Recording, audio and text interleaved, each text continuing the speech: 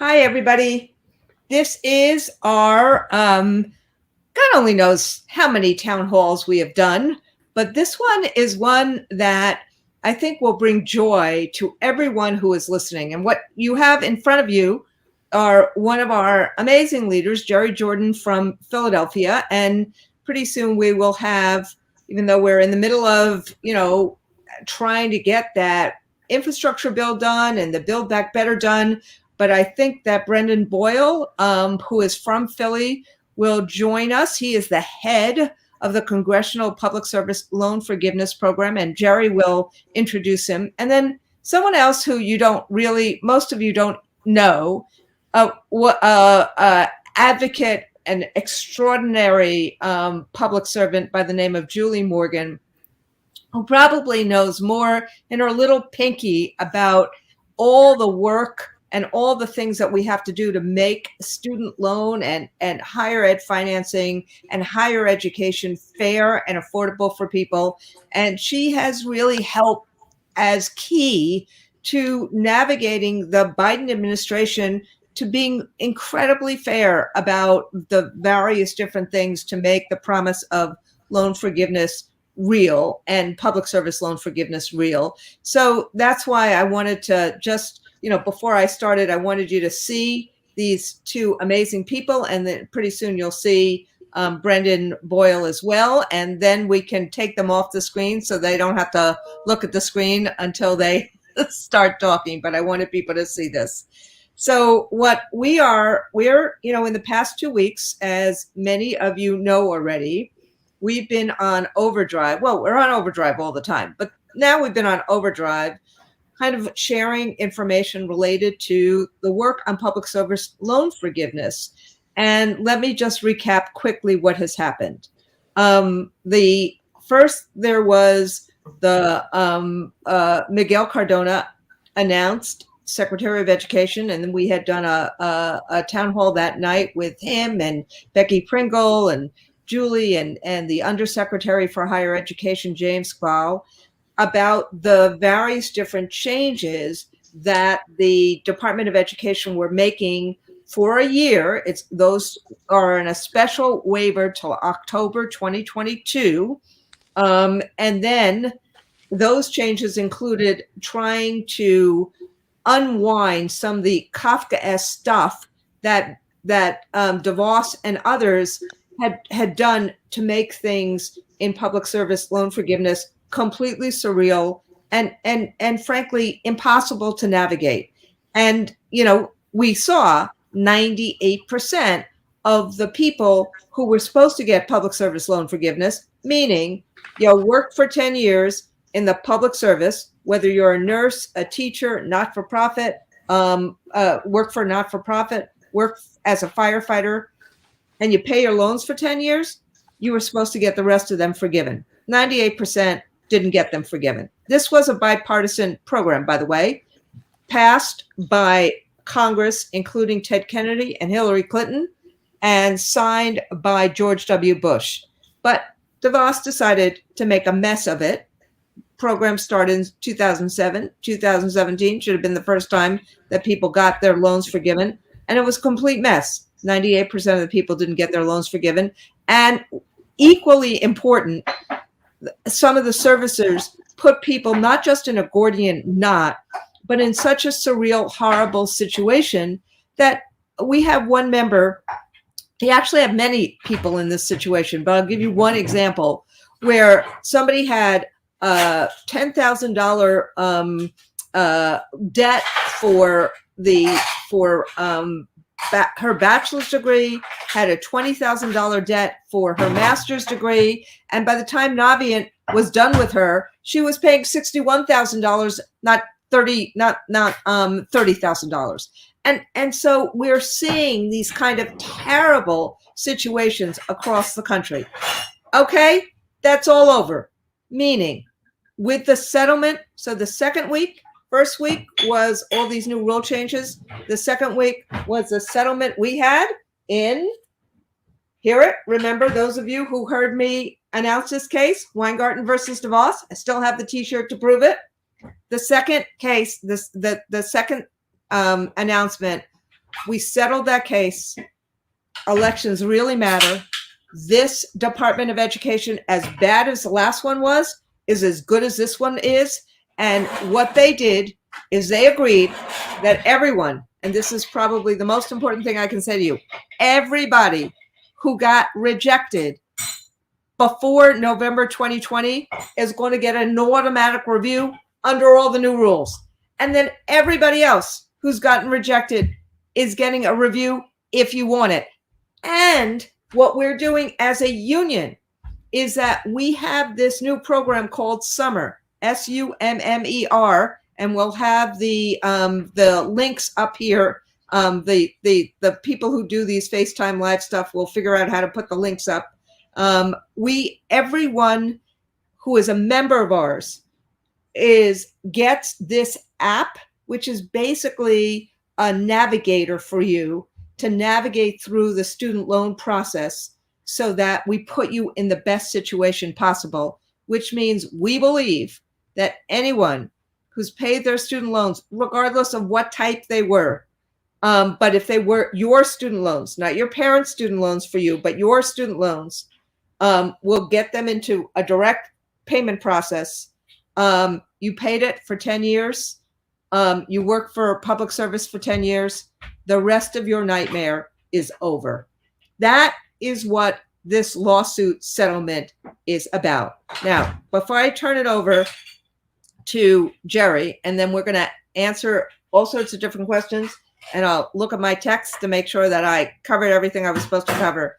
I just want to say one more word about what's going on and why Congressman Boyle may or may not be on the phone tonight, which is that there's 2 or 3 other really, really big parts of the Biden agenda. One is a real jobs program. I mean, one was the American Rescue Plan, which you saw, and we still have to get more stuff,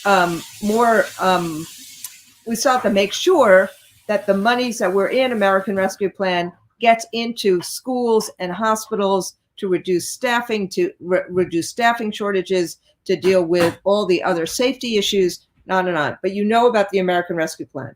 The second 2 big pieces were about the care economy and infrastructure, getting our roads and bridges fixed, getting lead out of water pipes, getting the care economy, child care for people that need it. Think about how many moms were not able to go back to work because their kids were at home and they couldn't afford childcare. Making sure that there's elder care so that it doesn't bankrupt families. Lifting up the wages of the people who work in these jobs. Making sure that we have a sustainable climate and a just transition. All of this is in the Build Back Better as well as the infrastructure bills. And we are trying, or the Congress and the president is trying to do everything they can, because the Republicans are not helping at all, particularly on Build Back Better, to get the 50 Democratic votes in the Senate and the votes in the House to get this passed, and hopefully get this passed in some way, form, or matter this week. This will be transformational as what FDR did in terms of Social Security in the 1930s, and what LBJ did in terms of Medicare and Medicaid and public and ESEA, the first Title I grants in the 1960s. And then on top of that, we are really doing everything we can to get the Voting Rights Acts passed, both John Lewis as well as the Voting Rights Bill. So there's a lot of work that we're doing right now, but I want to spend the rest of the time on the issues of public service loan forgiveness. You work incredibly hard all the time. This promise that was made to you that says that if you paid your loans for 10 years and worked in teaching or nursing, the rest would be forgiven. Our union is doing everything we can to make sure that promise is kept. And I believe with this settlement, that promise will be kept. We just need to make sure you know the information. And with that, let me introduce Vice President of AFT Vice President, but also President of the Philadelphia Federation of Teachers, Jerry Jordan. Like me, He is a high school teacher, but he's a high school Spanish and English as a second language teacher in the Philadelphia School District, and is working, on a leave like I am as the president of the Philadelphia Federation of Teachers. Thank you, Jerry, for joining us today. Jerry, you're on mute. No, you're not. Am I now? Thank you. I am absolutely delighted to be here this evening talking about an issue that is so critical to the members of our local and locals across the nation.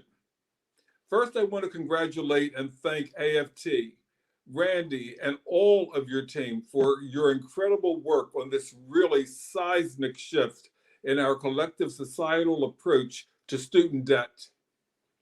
From the legal and research teams to the higher ed staff, to the comms teams, to the political staff, to the organizers working to capture our members' stories and build action around this cause, the AFT staff has really been at the forefront of this issue. And the impact this leadership will have on thousands upon thousands of members is very significant. I also want to thank AFT members that have been willing to share their stories about student debt publicly. Your advocacy has been critical in this fight. And of course, I want to thank Philadelphia's own Congressman Brendan Boyle. The overhaul of the public service loan forgiveness program will have a remarkable impact on so many of our members. Teachers and school staff come to this career to make a difference in the lives of children and to impact the future of our society. They work day in and day out to be there for our students, and this has never been more clear than the efforts throughout the COVID pandemic. But for far too many of our members, the commitment to a career in education also means a perpetual and insurmountable student debt. I don't need to convince anyone on this call, but let's just be clear for the record. It makes no sense that someone commits their career to educating the next generation and gets saddled with debt that stays with them for a lifetime. And so that's why what the AFT, in partnership with Congressman Brendan Boyle and with the support of the Department of Education under Secretary Cardona's leadership, and staffed with talented advisors like my fellow speaker, Julie Morgan, have been able to achieve is really, really important. Our members are excited about this, and we have been working to ensure that they are getting all the information they need to make this ruling work for them. One of the most common questions we have heard is, does this apply to me? And I am really grateful to AFT for providing a benefit that will not only answer that question, but will also help walk our members through a process that is often confusing. So here's the quick answer to that question. Does it apply to me? AFT's Benefit Summer will help you navigate that smoothly. Just visit www.aft.org/PSLF and sign up for summer. It's that simple.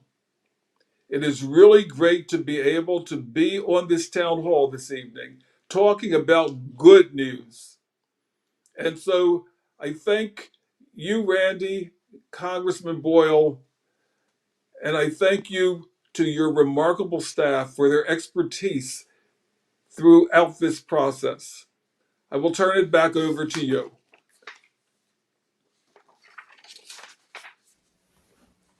Thank you, Jerry. Can you hear me? Can everybody? Yes, I can. I see Representative Boyle. So Congressman Boyle, who's been representing the Pennsylvania 2nd District, is currently in his 3rd term. Yes, I know you think he looks like he's 20 years old, but he is, an amazing representative. He's born and raised in the city of Philadelphia. He's the first Jew in his family to attend college. And he's been a big proponent of making college affordable. He's hosted one of our AFT debt clinics. And frankly, not only has he supported the changes to PSLF, he understands this intimately and now co-chairs the Congressional Public Service Loan Forgiveness Caucus. And I know, because of everything that's going on with Build Back Better, and I just saw some of your tweets, Congressman, and with, the infrastructure bill, you've been so out there trying to make sure that we have this amazing jobs agenda, and affordability of college is so much a part of that. I just am so grateful to you and to your advocacy, because frankly, we would never have gotten the changes I think we've gotten from the Biden administration, as important as they thought they were, without your relentless advocacy for them. So I just wanted to say thank you. And to everyone else, Congressman Brendan Boyle. Well, thank you. Thank you to President Randi Weingarten, who has been a familiar presence in my district in Philadelphia. I can't remember the number of times now that I've joined with you, Randy, in Philadelphia over the last several years, including outside the very first school I attended, where I attended Lowell Public School in the neighborhood where I grew up in Philadelphia. I also want to thank my good friend, the longtime president of the Philadelphia Federation of Teachers, Jerry Jordan, as well as our state federation president, Arthur Steinberg. I am, by the way, I am in my fourth term, and I'm 44, and I may have been recently carded, believe it or not, but I have to say, having been in Congress for 8 years now, and having been in elected office for 14 years, I am now starting to appreciate if perhaps I look a bit younger than my age. Sure enough, people who kept telling me that one day that would be an advantage, I don't get hit with being like the old looking guy, even though I've actually been in this for a little while now. So anyway, thank you, Randy. And as Randy pointed, I'm the first in my family, or pointed out, I'm the first in my family to go to college. I'm also proud to say I am the husband of a 20+ year public school teacher. My wife has taught both in the DC area and Philadelphia, kindergarten, first grade, and now teaches second grade. And our daughter, our only child, is herself in second grade. So when I talk about how indebted we are to teachers at any time, but especially over the last 18, 19, 20 months, I really mean it. I mean, in my own household, we had at one point during the pandemic for many months, I was in one office, a little office we have in my house, in our house in Northeast Philadelphia. Across the small hall is my wife teaching second grade from our dining room. And then our daughter, who was in first grade at that point, she's at her kitchen table learning virtually first grade. At one point, you could hear all three of us talking all on Zoom. So that was life for so many families and for so many teachers. And I know through my wife's experience, staying up past midnight every single night, it basically was double work and has been double work for teachers for the last year and a half. And that has really not gone noticed, I think, by a lot of people.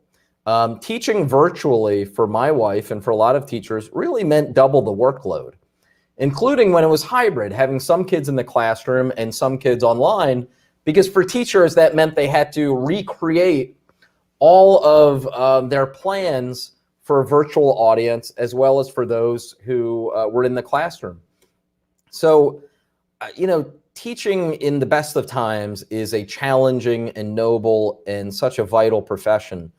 But for the last 19 and 20 months, just from the bottom of my heart, thank you to all teachers for what you've been through, what you've done. It has not gone unnoticed by me, but I am probably a little bit biased just because of being married to a 2-decade-plus teacher. But I'm going to make sure I talk about this a lot of times, even when I'm in interviews, just what education professionals have gone through during the pandemic. I think in some ways it hasn't fully been appreciated by society. So I'm going to do everything I can, and have been doing everything I can, to damn well make sure that it is appreciated and recognized. Now, let me pivot a little bit to the public service loan forgiveness program. Randy mentioned I'm co-chair. I'm actually one of the co-founders. We worked very closely with AFT and your wonderful office in DC. It was either 5 years ago or 7 years ago now when we co-founded this caucus. And you know, parents and students, I think, are grateful for the efforts of teachers, especially, again, as I said, over the last year and a half. But this is a debt that needs to be paid. First, it goes without saying, we should pay teachers more. That would be a good way to repay that debt. But second, in addition to that, it would be by strengthening and expanding the public service loan forgiveness program. Now, as co-founder and co-chair of the caucus, I've spent my time in Congress, as I've mentioned, 7-8 years now, working to fix the broken PSLF program and making sure my colleagues in Congress never forget the promise that we made to selfless Americans like you who choose to devote their lives to public service.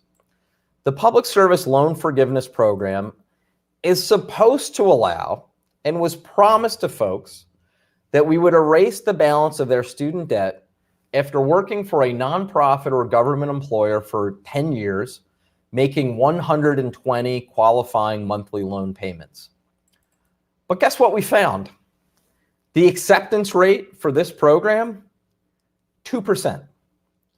Not 20%, not 10%, 2%. That was clearly a sign that this program was broken, that this was not a promise that was being kept by our federal government. A career in public service often requires more than an undergraduate degree. A master's degree typically means a higher salary for a teacher. My wife is one of those who went on to earn her master's degree in education. However, the salary in the public sector is typically lower than the private sector. We all recognize that. However, rising tuition costs and higher student loan bills are fueling this endless cycle of escalating borrowing, especially when it comes to paying for those graduate degrees. That's why I mentioned that previously. Yes, a master's degree might might come with a higher bump in salary. And thank God PFT in Philadelphia does a great job of negotiating for that with the Philadelphia School District. But it also means typically a much higher tuition payment for that graduate degree, which means much higher student loan balance. And so that's the situation that so many of our public service workers are in, especially teachers. Now, I'm here today to make sure that all of you are able to take advantage of this program and to help me spread the word and to make sure others do as well. Randy mentioned and was very generous in recognizing my advocacy to the White House. I personally picked up the phone and called my friend Steve Ricchetti about this some months ago before we got the successful decision by the Education Department to explain my own personal passion for this. One, given my own experience as the first in my family to go to college, someone who is still myself repaying tens of thousands of student loans. So that's number one. Number two, as the husband of a public school teacher, as I mentioned. But then also number three, as a member of Congress, I believe that the federal government makes a solemn promise to people and they devote at least 10 years of their life to public service, if not more, that we have an obligation to keep that promise. So I applaud the American Federation of Teachers in doing this program tonight to inform teachers on how they can take advantage of this program. And I will keep working in Congress to make sure this program works. That's a big reason why I helped to found the caucus some approximately 5 years ago. It's why I helped lead in the House an effort to reform it, even working with a Republican co-lead.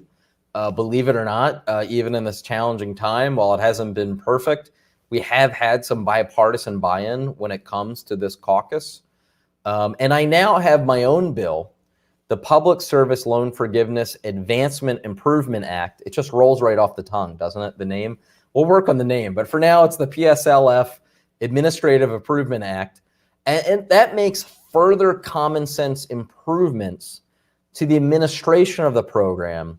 So that way more people can qualify for it, successfully apply, and be accepted to the program.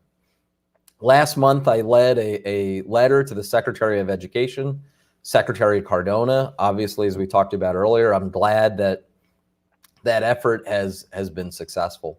But finally, I do want to point out that despite these advancements, you know, we now have approximately $1.8 trillion in student loan debt. That's a ticking time bomb to our economy. And in my view, and I'm not an economist, I maybe, you know, play one on C-SPAN, but in my view, $1.8 trillion is unsustainable.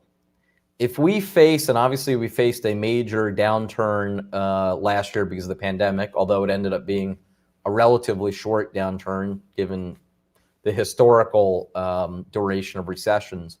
If we face another downturn, with the amount of $1.8 trillion in quickly growing student debt we have, I really worry not just for those who are in repayment of those student loans, but for the overall health of our economy. So much more needs to be done in this aspect. So finally, I'll just say again, I'm glad that we have recently had the success when it comes to the administration of this program. Far more, though, needs to be done. And I applaud the AFT in doing such a wonderful job of representing its members, representing teachers, as well as other professionals, and fighting for the students, the future of our country. With that, I'll yield back to you, Randy. Thank you. Thank you so much, Congressman, and good luck this week. You can hear me, right? I'm just changed my buds. Good. And good luck this week in all the other work that's happening. I mean, you're just on the front line in every single bit of the work to try to lift up and have government have kind of pathways for a better life for working folks. And we just really appreciate you and appreciate all the kind of next generation stages of changes in PSLF to make college more and more and more affordable for first generation Americans, for people who want to go to college, who are not born with a silver spoon in their mouth. So really, really, really thank you for everything. Thank you. Thank you. You're welcome. So I want to introduce, remember I said that there was this other person. I'm going to bring Jerry up and back up in a little while as we bring Brendan, I think as we bring Brendan down because he has to go back to doing, you know, his day job. I'm going to bring up Julie Morgan, and then Julie, after Julie speaks for a couple of minutes, Julie and Jerry and I will try to answer some questions. But, you know, Julie Morgan, I just want to tell people the kind of things that she understood how to do. They're implementing a waiver period. So if a public servant made 120 payments over 10 years, they will now qualify for PSLF. That sounds like it's pretty easy to do, but obviously so much junk was put in the middle of all this bureaucratic mess. It really took someone who could actually navigate through it and unwind it in this waiver. The department will retroactively count your past payments towards this 120 payment requirement for PSLF, even if they were made on the wrong loan type or on the wrong payment plan or all of the above. And so that means that your payments for all of those who are in this Kafkaesque moment, that means your payments are going to count if they're current or prior federal family education loans, FFEL, for those who know that mnemonic, or graduated or other types of payment plans that did not previously count. And this waiver period is for a year, to October 2022. So who is this brilliant person? Well, she's a senior advisor in the Office of the Undersecretary of the Department of Education. She served on the Biden-Harris transition as a member of the COVID-19 response team. I served with her on a Bernie, Elizabeth, Joe transition committee that led to what was in the platform. But I've known Julie since she was a vice president of research at the Roosevelt Institute. She's also been a senior domestic policy advisor for the Warren for President campaign, and she was co-founder and executive director of the Great Democracy Initiative. Obviously, you can see the level of experience she has in really trying to make government work for the people and in student loan oversight. And with that, I just want to say very publicly, Julie, thank you for everything. And thank you for being involved and engaged in this work. And so I'm going to turn it over to you. And then I have a few questions for you and a few questions for Jerry. Well, thank you so much, Randi. And I just want to say right back to you, thank you for your work here. I can't emphasize enough the changes that we made to the Public Service Loan Forgiveness Program. We made them because it's a priority for the president and for the secretary, but we made them because we had a commitment to listen to people in the field who were actually had experience with public service loan forgiveness and worked every day with borrowers who had experience with it. And Randi and the team at AFT really led the charge there to help us, see what the problems were here, see what we needed to do, and make our way to the changes that we were able to announce this month. So thank you. And I'm really excited to be here with you and with Jerry and with Congressman Boyle to talk about what's some great news from the Department of Education. And obviously it's wonderful to talk about great news, but I think in particular for us, we really want to make sure that borrowers know how they can take advantage of this. I think Jerry said one of the biggest questions that you all get is, how does this apply to me? And, that's the thing that keeps me up at night. I want to make sure that every borrower who's eligible to benefit from the changes that we made knows how to do it. So I'll just talk a little bit about what those changes were, how you can take advantage of them, and some next steps, and then we can get on to questions. So, Great. One of the major problems with PSLF that we saw, and that you probably know better than I do, is that borrowers who had student loans that are called FFEL loans or Perkins loans were not eligible. So people thought that they were on the track to get public service loan forgiveness, and then they found out that they had the wrong loan type, and that when they converted their loans to the right loan type, they missed out on all of those payments. And that's one of the major things that we were able to accomplish with what we're calling this waiver period, where during the next year, so before October 31st, 2022, if borrowers who had the wrong loan type consolidate those loans into the direct loan program and apply for public service loan forgiveness, we can count those payments. So if you had 5 years of public service on the wrong loan type and you consolidate in now, those 5 years will count. If you had already applied for public service loan forgiveness and already consolidated your loan, and you had those 5 years hanging around that weren't counting, we're going to go back and automatically count those. So, for some borrowers, for all the changes we're making, we're trying to apply them as automatically as we possibly can. So some borrowers, and you may have heard of people who got emails from the Department of Education saying, hey, here's what you can expect. Your payment count will increase by this much. Those are the changes that we're making automatically where we can, where we have the information on file. But for other borrowers, you will have to take action. So if you have one of those FFEL or Perkins loans, a loan that's not directly held by the federal government, we'll need you to consolidate that into the direct loan program and apply for public service loan forgiveness by October 31st, 2022. So you have a whole year to do this. I suggest getting started right away. The consolidation process is pretty easy and straightforward, and it'll ask you if you're looking to apply for PSLF and help put you on the path towards doing that. If you've applied for PSLF, but some of your payments aren't counting, you might need to go back into your PSLF account and provide additional information about your public service work. So provide us that documentation that you're working in public service so that we can count those payments. And federal student aid will send you a message letting you know what to do.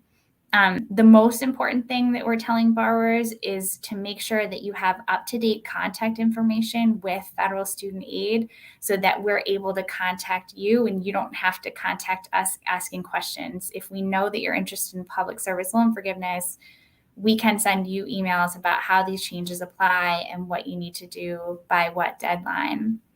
And I just wanted to highlight that we made a couple of other changes that are going to roll out over the course of the next year that are going to help improve the impact of this waiver that's going into effect immediately.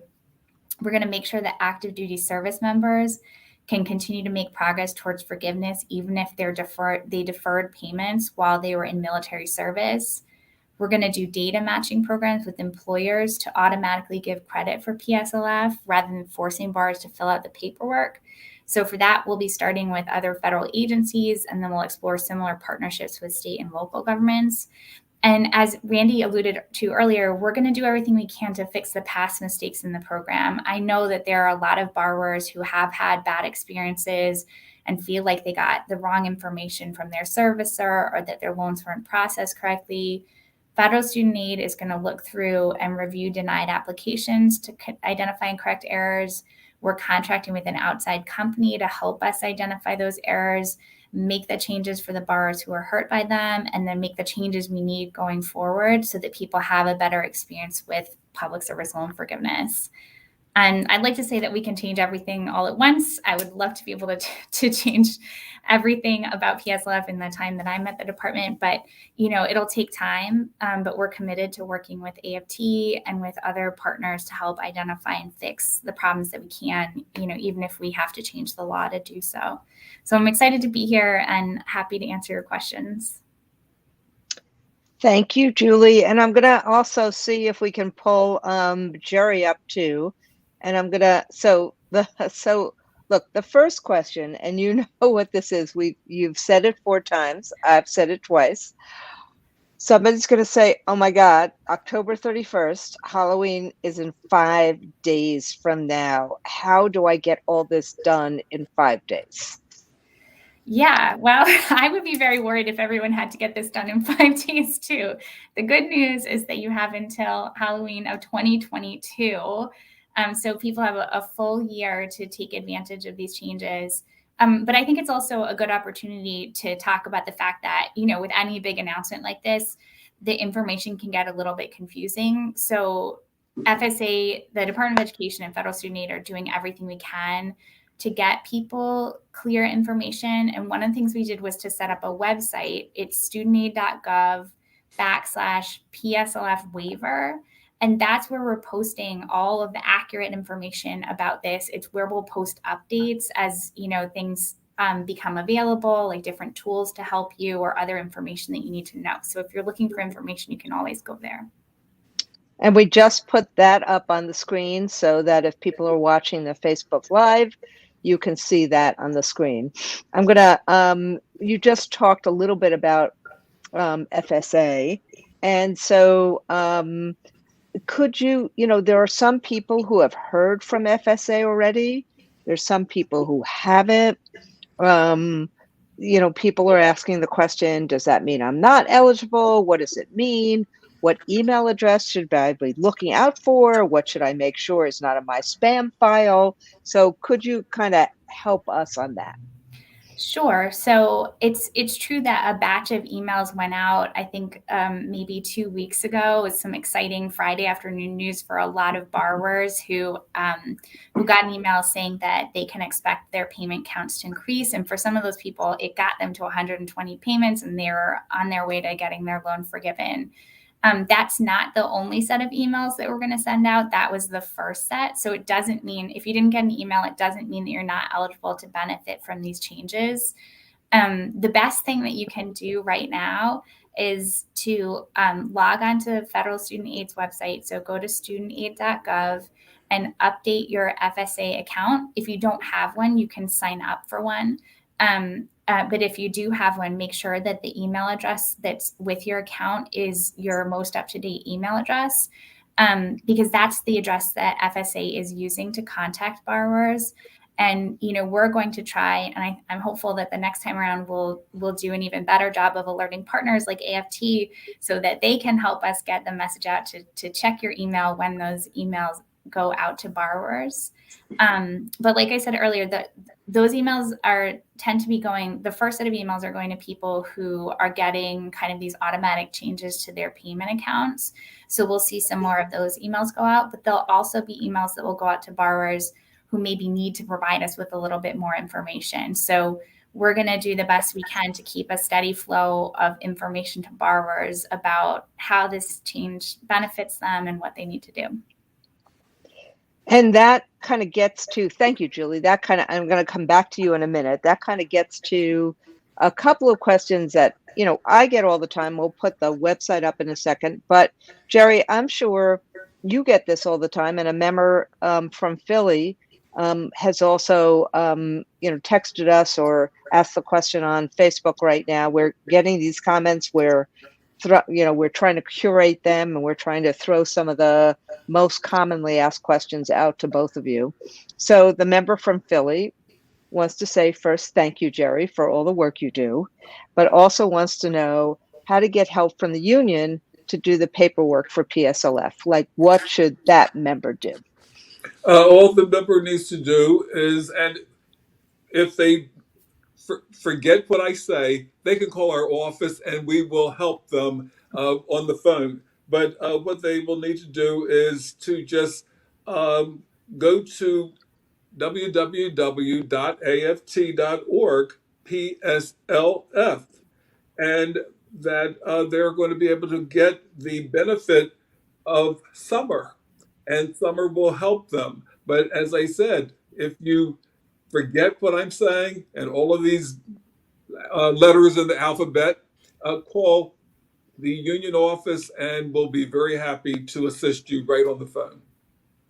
And that gives me, thank you, Jerry. And that gives me, last week we had one of these webinars. About 1,000 of our leaders were on, because we want to make sure that we're directing everybody to the same set of information. And I'm going to ask Julie this question about the student loan servicers in a second. But we know the information from FSA right now is going to be as accurate as possible.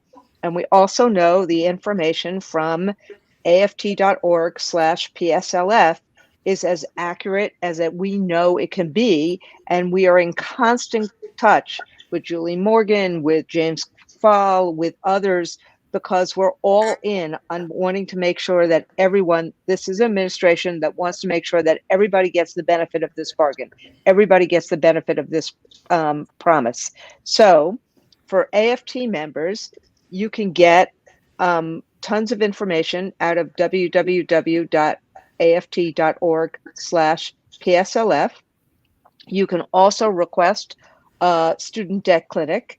And with this information comes also a benefit that we have made available for every member, including associate members, which essentially is a navigator to all of this work. And that's summer. And you can get that access again from aft.org/PSLF. Now, if it's your son or your daughter that needs the benefit of summer, that will cost something, unless, of course, somebody is an associate membership or an associate member. But if you are a member and have a debt, you can get the benefit of summer for free, and that will help navigate through all of this. So, Julie, I have this question for you, which is, of course, there's going to be what about Parent Plus loans? What do we do about Parent Plus loans? I'm sure you've gotten that question a gazillion times. Yeah. We're taking a lot of questions about the program, and this one comes up quite a bit. Unfortunately, the limited waiver piece of the announcement that we made a few weeks ago does not apply to Parent Plus borrowers, That's not to say that Parent Plus borrowers won't benefit from some of the other things that we announced, like the data matching efforts that we're going to undertake or the reviews of denied applications.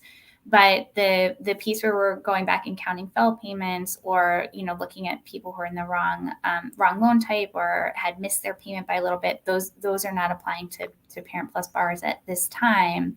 But I just want to say, I meant what I said earlier. We know that these are first steps to fix the program. We're committed to continuing to make fixes to it in the long term. So the things that we announced don't represent all of the things that we could do to change PSLF, and we're still listening and learning. And this is, continues to be an important area of consideration for us.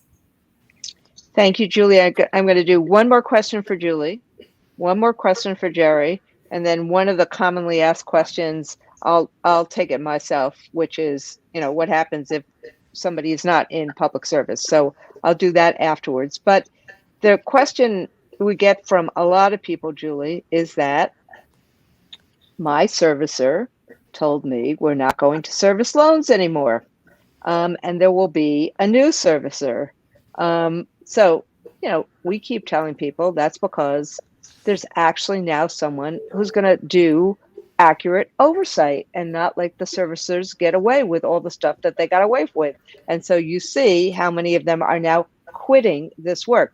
But, that's because there's a new sheriff in town. That's great.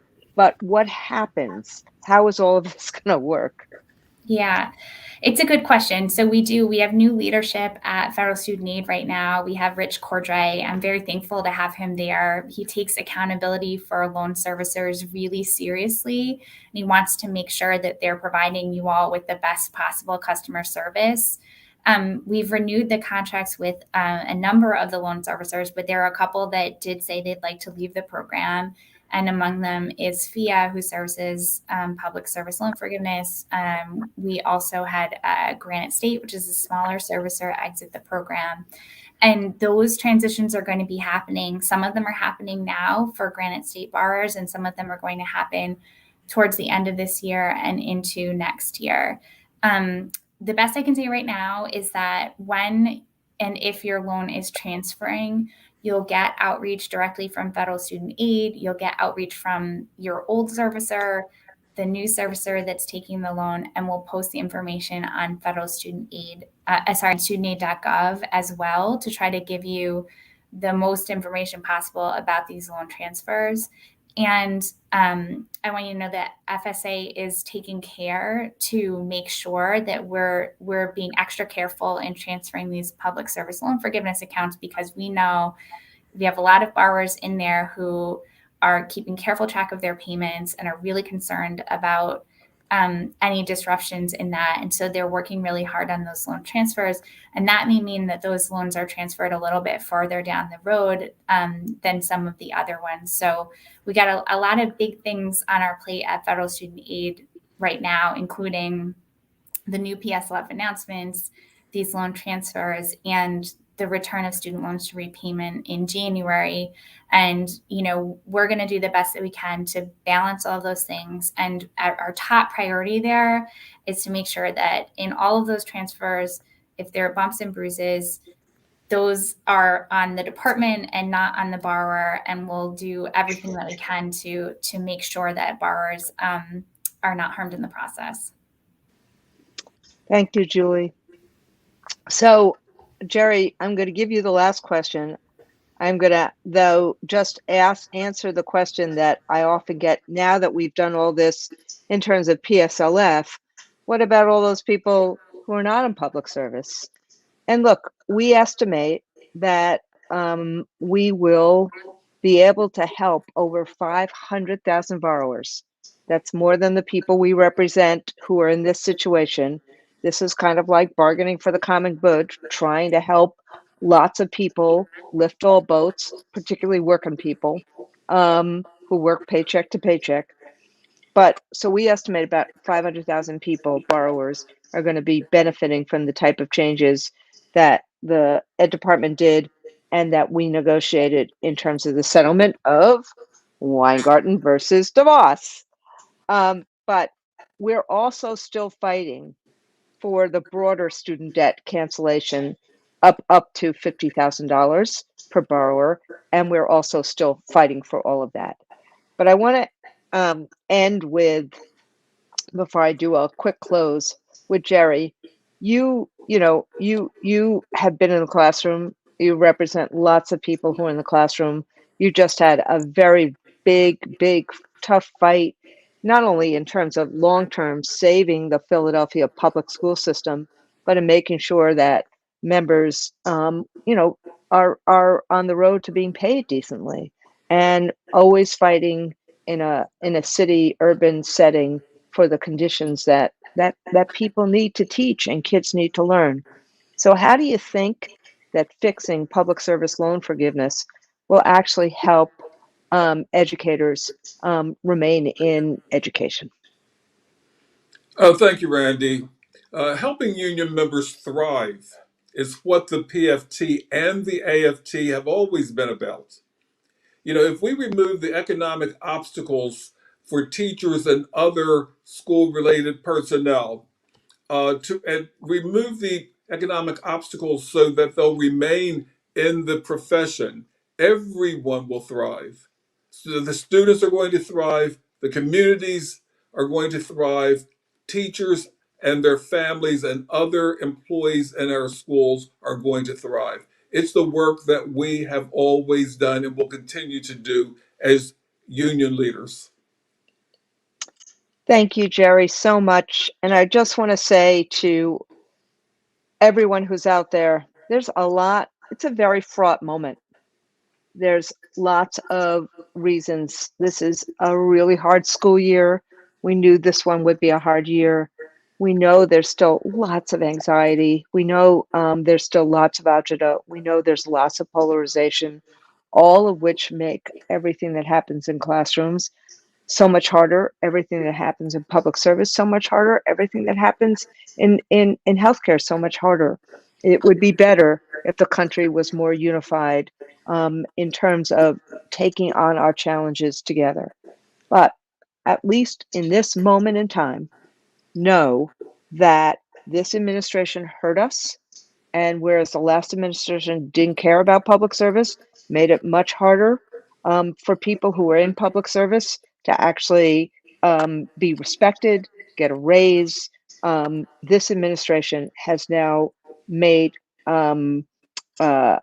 made good on the promise that past administrations have done, bipartisan and otherwise, of public service loan forgiveness.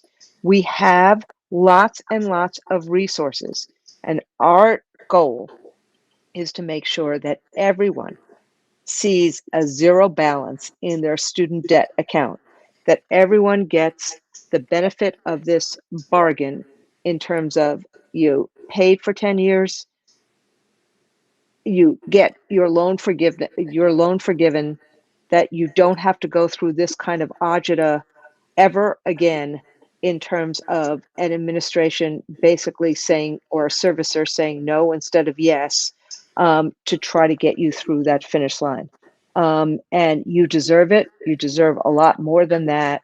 And I just want to say thank you to our guest tonight, Julie Morgan, Representative Brendan Boyle, and President Jerry Jordan for the work they've done, for the work they've done on this, for being so clear in terms of their answers tonight. And we will continue to do this until we make sure we get to every single person that can be affected and can be affected positively by this.